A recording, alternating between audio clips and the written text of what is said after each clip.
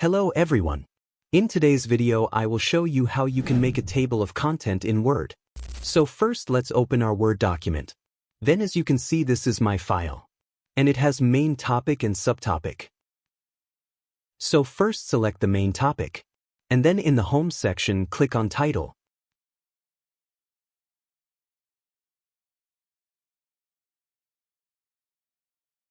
Then press Ctrl and select all of your subtopics.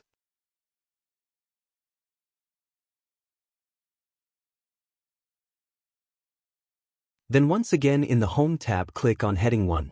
Then go to Reference.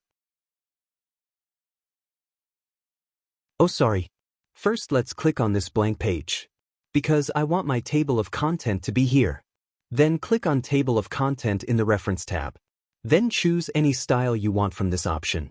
Now as you can see we successfully create our own table of content. So if you found this video helpful give us a thumbs up. And don't forget to subscribe for more tutorials. Thanks for watching. And we will see you in the next video.